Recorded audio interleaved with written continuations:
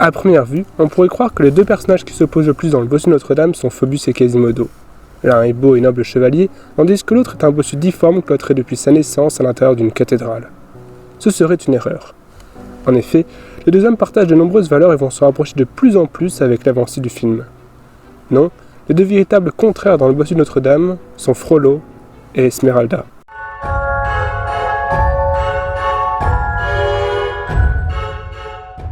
Dans le célèbre roman de Victor Hugo, Notre-Dame de Paris, Esmeralda était une jeune bohémienne attirant l'amour des personnages principaux et se retrouvant dans une posture de victime.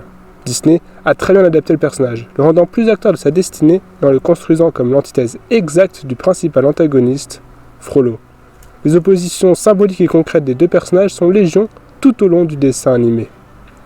Dans sa relation avec Quasimodo, Frollo donne d'abord une impression de tolérance, en prétendant qu'il est le seul à avoir accepté de s'occuper de lui malgré son apparence. Esmeralda se montrera d'abord quant à elle horrifiée par son physique.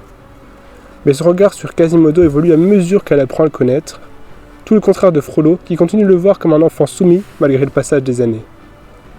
De manière symbolique, Esmeralda donne la carte du repère des siens à Quasimodo, lui montrant la conduite à tenir pour l'aider, mais à aucun moment elle ne lui impose sa vision. À l'opposé, Frollo veut dominer chacun des aspects de sa vie, écraser toute liberté, toute indépendance pour faire du bossu son esclave. Lors de la fête des fous, lorsque Quasimodo se retrouve humilié, son père adoptif le laisse souffrir, alors qu'Esmeralda va le détacher. Plus tard dans le film, Frollo se moque des pièces miniatures construites par Quasimodo quand la bohémienne le félicite pour la beauté de son travail. Le juge veut écraser les fourmis impies du haut de sa cathédrale, tandis que le peuple d'Esmeralda se terre dans les catacombes. Il est ironique que Frollo soit un juge alors qu'au contraire d'Esmeralda, il n'incarne aucunement la justice. Il est l'égoïsme, elle est l'empathie.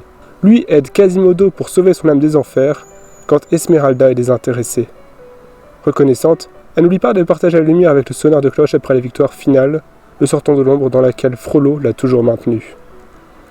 Pour finir de se convaincre de cette opposition, il suffit d'observer deux chansons marquantes du film, deux scènes de prière. God Save the Outcast pour Esmeralda God help the outcasts, hungry from birth. Et Hellfire pour Frollo. Like fire, hellfire, this fire in my skin.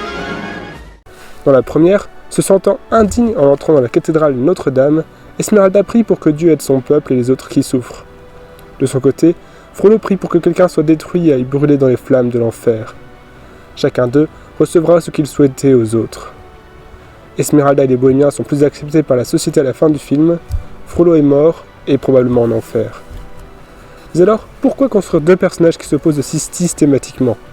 Car dans le bossu de Notre-Dame, Esmeralda et Frollo représentent chacun une voie. Et dans le film, Phœbus comme Quasimodo devront faire un choix.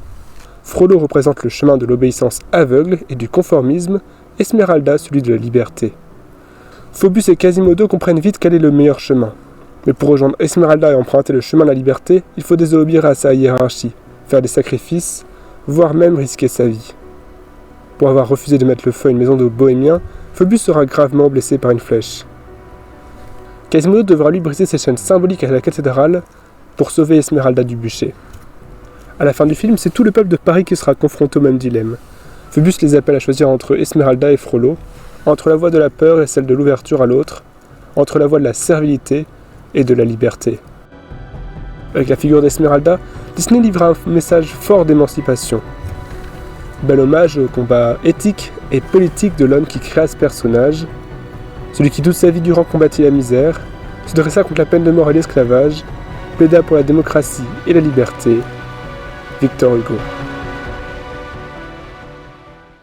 Merci d'avoir regardé la vidéo jusqu'au bout, partagez la chaîne autour de vous, cœur sur vous.